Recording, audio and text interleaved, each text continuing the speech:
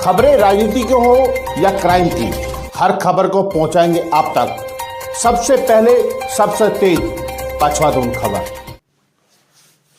नमस्कार दोस्तों, मैं ज्ञान सिंह रुक करते हैं विकास नगर से जुड़ी खबरों का।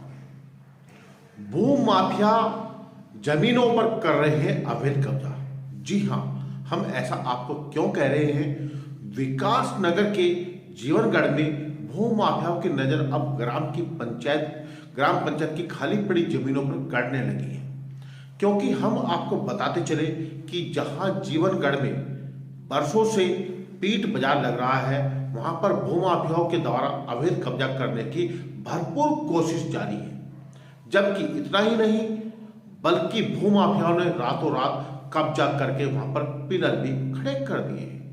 ये आश्चर्य और अचंभे की बात है। जहां थोड़ी दूर पर पुलिस स्टेशन है और चंद किलोमीटर की दूरी पर तहसील है, तब वहां पर रातों रात कब्जे हो जाते हैं। जबकि हम आपको यह भी बताते चले कि करीब 30 साल पहले उस समय के वर्तमान प्रधान हुसैनुद्दीन ने एक व्यक्ति को पट्टे की भूमि आवंटन किया गया था, लेकिन उस समय उस व्यक्ति के द्वारा पट्टे में मिली जो जमीन थी वह किसी अन्य व्यक्ति को बेच दी थी, और जिसका खसरा नंबर भूमि में जो दर्शा गया वो नंबर बहुत बड़ा है, जिसमें करीब 40 बीघा जमीन है।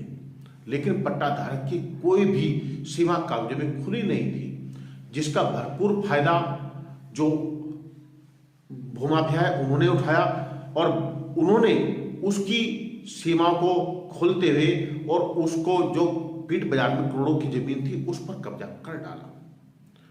भूमि पर रातों रात कब्जा किया।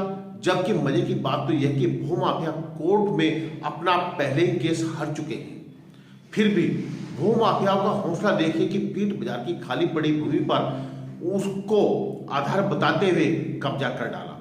जबकि हम आपको यह भी बता दें कि किसी पट्टाधारक को अगर आवंटन होता है और वह व्यक्ति 3 सालों की अवधि के अंदर अपना कब्जा नहीं लेता है तो भूमि सरकार में निहित हो जाती है और पट्टाधारक उस भूमि को कभी बेच नहीं सकता, ना ही उस भूमि पर कॉमर्शियल कॉम्प्लेक्स बना सकता है, क्योंकि उस व्यक्ति को भूमि इसलिए दी जाती है क्योंकि वह भूमिहीन है, उस पर अपनी रिहायशी आवास बना सके।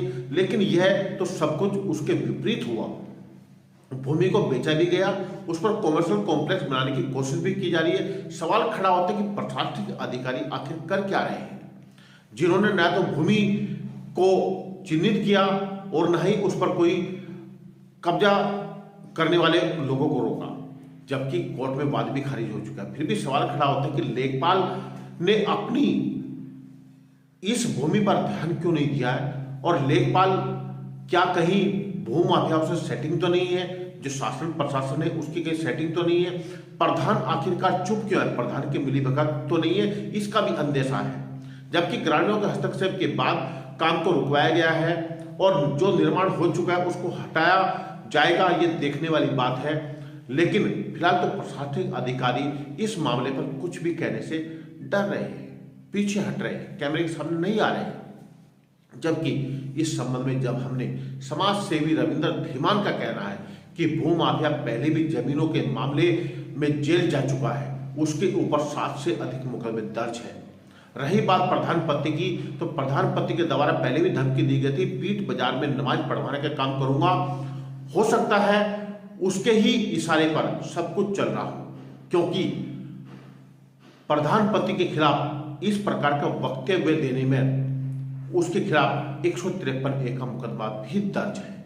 ये एक बड़ी बात है। बावजूद इसके ऐसे अपराधी हैं, सब कुछ है, लेकिन उन पर शासन प्रशासन आखिर हाथ क्यों नहीं डालना चाह रहा है, और करोड़ों की जो सरकारी भूमि है उस पर कब्जा कैसे हो रहा है, ये देखने वाली बात है। आइए देखते हैं विकास नगर से ज्ञान सिंह की ये खास रिपोर्ट। सारा सामान यार ऐसे नहीं हुआ करता भाई, सुनो मेरी बात। क्यों भाई? आप जब मानो ना, हम आपकी बात नहीं मान रहे। हमने आपने पुलिस की बात मानी, पुलिस ने आपको जो कह दिया यहाँ पे काम नहीं लगेगा, उसके बाद में कराया। मैं 3 दिन से काम नहीं लगाया भाई। आज क्यों लगाया? आज पुलिस ने कहा आज किस पुलिस ने रुक तो जा, सुन तो लग रहा है भाई। किस पुलिस ने कहा, किसके कहने पे? किसके कहने पे? अरे मेरे पटवारी ने परसों कहा। अरे हाँ, क्या कहा था पटवारी ने? बयान नोट कर। और सोमवार को काम लगाना। भैया आएंगे काम, भैया ने मना कर दिया। क्यों डाला काम? मटेरियल डालने का मतलब तो काम स्टार्ट होना हुआ ना भाई। भैया ने मना करने की नौबत क्यों आई? आपने मटेरियल डालना क्यों यहाँ पे? लेबर आई क्यों यहाँ पे? लेबर आ गई थी, भैया ने मना कर दिया, उसके बाद काम नहीं लगा। पटवारी जी ने तो ये कहा था कि मैं नापने के लिए एंटीफाई करने के लिए आऊंगा, काम लगवाने के लिए थोड़ी ना कहा था पटवारी जी ने। पटवारी जी ने तो यूँ कहा था कि मैं आऊंगा कि बताऊंगा। कहा था काम बंद कर दो, सोमवार तक, शनिवार इतवार को मैं छुट्टी करूंगा, ठीक है। सोमवार को काम लगाना, सोमवार को मैं मौके पे आऊंगा साहब को लेके। आ गए पटवारी जी? मैंने फोन पे करा, उन्होंने ये कहा, सुनो मेरी बात, कि अभी बात हुई इसके टॉर्नल के सामने। हाँ, मेरे सामने हुई बात ना। क्या उसने कहा? उसने ये कहा कि मैं भाई मेरा ड्यूटी लगी वहाँ, कि मैं कल आऊंगा। ये लो, ये फोन आ गया पटवारी का। लो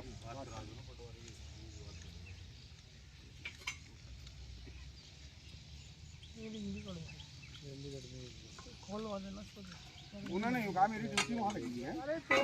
हेलो जी सर, काम शुरू करने के लिए किसी ने यूँ कहा कि मेरी गाड़ी मैं काम कर ही नहीं रहा, काम उसके बाद मेरी बात कराओ जरा, मेरी बात कराओ। अब ये तो वैसे लो बात कराओ।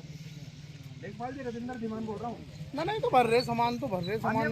ये विवादित भूमि थी, इस पे काम लगवाने के लिए पुलिस ने भी मना करा था, एसडीएम साहब ने भी मना करा था यहाँ पे। और ये पार्टी आके यहाँ पे काम लगा रही है, कह रही है कि लेखपाल जी ने काम लगा लेना। हाँ, कहा ये कह रहे हैं यहाँ पे लोगों को गुमराह कर रहे हैं ये लोग यहाँ पे कि पटवारी जी ने कहा था कि काम लगा लेना सोमवार को। अरे यहाँ पेट में तो विवाद आपके ऊपर लाके खड़ा कर दिया इन्होंने कि लेखपाल जी ने कहा है, मना कर रहे हैं ना। आज मैंने क्या कहा, सुनो क्या मतलब है? सुन लो यार, गुमराह कर रहे हैं। नहीं तो इसका मतलब यही है क्या? ये गुमराह कर रहे हैं। पटवारी जी कह रहे हैं कि आके मौके पे बताएंगे, ये कह रहे काम लगाने के लिए। फिर करो सब कुछ जाते। चलो उठवा ले, कोई बात नहीं। यहाँ पे कोई लेबर काम ना कर दे, मुकदमा लिख के जेल चला जाएगा। ये लिहाज है तुम्हारी? अच्छा, हम तो हमने तो भैया ने बोला, हमने बंद कर दिया। कौन भैया? पुलिस वाला। रात को आके काम लगा दिया तुमने? किसने लगाया? अगर लगा दिया फिर मैं क्यों लगाऊंगा रात को?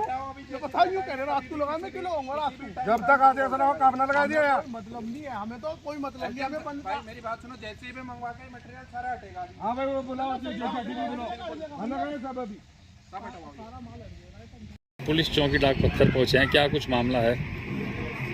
ये डाक पत्थर से लगता हुआ जीवनगढ़ ग्राम पंचायत का मामला है। यहाँ पे कुछ पंचायती भूमि है, इसमें कुछ भूमाफिया टाइप के लोग जो है अवैध कब्जा कर रहे हैं और आसपास के जब लोग इन्हें रोकने की कोशिश कर रहे हैं तो डरा धमका रहे हैं, जान से मारने की भी धमकी दी जा रही है। जी, किस तरह की ज़मीन है ये जिसको लेके विवाद है? पहले वहाँ पर पीट बाजार लगता था, लेकिन आज वहाँ पर अवैध निर्माण चालू कर दिया गया है, तो उसको क्या मानते हैं कि वो पीट बाजार है या फिर उनकी ज़मीन है? नहीं, ये तो बिल्कुल क्लियर है, पीट बाजार है। वहाँ पे पिछले 17 सालों से एसडीएम साहब परमिशन दे रहे हैं, वहाँ पे पंचायती भूमि है ग्राम पंचायत से संबंधित, और उसमें ठेकेदार जो है उनकी रसीद भी आई है हमारे पास, रेवेन्यू जमा किया जाता है, टेंडर छूटता है उसका, और उस वहाँ पे हज़ारों लोग सब्जियाँ खरीदते हैं और सामान खरीदते हैं अपने घरेलू। और आज 2-3 दिन पहले वहाँ पे अचानक कोई भूमि माफिया आता है और कहता है जी ये ज़मीन मेरी है। वहाँ पे अवैध निर्माण करने की कोशिश कर रहा है, मुझे पुलिस ने रोका 2-3 दिन पहले, तो रुक गया था, लेकिन आज वो फिर अचानक सुबह आता है और कहता है कि नहीं, मैं तो किसी से नहीं रुकूंगा, मैं तो यहाँ पे करूंगा, जबरदस्ती गुंडागिर्दी करने की कोशिश। कौन भूमाफिया है ये? और सुना है कि ये कोर्ट में केस भी हार चुका है, बावजूद इसके फिर भी जमीन पर अवैध कब्जा। जी, यहाँ पे ये नाम कोई कागज वागज दिखा रहा है, फर्जी रजिस्ट्रियाँ करवा के, कुछ फर्जी रजिस्ट्रियाँ करवाई हैं इन्होंने, कोई और नंबर की रजिस्ट्री करवाई, कब्जा कहीं कोई ऐसा मामला संज्ञान में आया है। रेवेन्यू का मामला, ज़्यादा जानकारी तो नहीं है, लेकिन वो पंचायती भूमि है। ये क्लियर पहले इस बात से क्लियर होता है कि एसडीएम साहब ने वहाँ पे उसके लिए पीट बाजार के लिए भूमि दी है, पंचायती भूमि है, और किसी और व्यक्ति की ज़मीन है, कोई 3rd नंबर का व्यक्ति वहाँ पे आ रहा है, और वो भी वो व्यक्ति आ रहा है जिसके 420 में ज़मीन से फर्जी रजिस्ट्री करवाने के संबंध में वो जेल जा चुका है, और रेवेन्यू में कई सारे मामले चल रहे हैं। वो 7-8 मुकदमे हैं, आपराधिक प्रवृत्ति का आदमी है, गैंग के रूप में काम कर रहे हैं ये लोग यहाँ पे। और ग्राम पंचायत जीवनगढ़ में मेरे ख्याल में सैकड़ों भूमियाँ हैं जो ग्राम प्रधानों की सहमति से, आपसी समन्वय से, मिली भगत से यहाँ पे कब्जा की जा रही है। बहुत सारे हैं, आप इसका संज्ञान लीजिए। कई सारी भूमि है, इसके लिए कहते भी हैं, वहाँ पे तहसील में जाके लोग तहरीर दे रहे हैं। यानी आप मानते हैं कि जो प्रधान है यहाँ के, उनकी भी पूरी मिलीभगत है? भाई साहब, ये तो जांच का विषय है, लेकिन लोगों का हिंदुत्ववादी विचारधारा के लोग हैं। हमारा यहाँ पे मेरे द्वारा यहाँ पे एप्लीकेशन भी दी गई है, सामूहिक रूप से कई लोगों ने एप्लीकेशन दी है। मेन मोटिव यह है कि यहाँ पे पिछले बार एक विवाद हुआ था तो अन्य भूमि पे इसके आसपास, तो यहाँ के प्रधानपति ने वो दिया था, सार्वजनिक रूप से अल्टीमेटम दिया था कि अगर तो तुम होलिका दहन स्थल पे होली मनाएंगे तो मैं पीठ बाजार में नमाज पढ़वाने का काम करूँगा। आज वही पीठ बाजार का वो रिजल्ट सामने आ रहा है। धमकी दी हुई शायद मुझे लगता है कि पूरी करने की मंशा से यहाँ पे अवैध निर्माण किया जा रहा है और यहाँ पे कोई सांप्रदायिक दंगा ना फैले, इस वजह से हम लोग वहाँ पे पहुँचे थे और उसमें पुलिस को लेकर, पुलिस गई थी वहाँ पे, तब हम लोग पहुँचे हैं। कानूनन रूप से हमने उसे रुकवाने। यानी आप नहीं चाहते थे कि यहाँ पर हल्द्वानी बने? बिल्कुल बिल्कुल, क्षेत्र में शांति व्यवस्था बनी रहे, आपसी जो है भाईचारा बना रहे, इस दृष्टि से यहाँ पे कोई भी विवाद ना हो। अगर जो यहाँ पे फिर से इन गुंडों के द्वारा यहाँ पे कोई ऐसी हरकत की गई है तो मतभेद होने के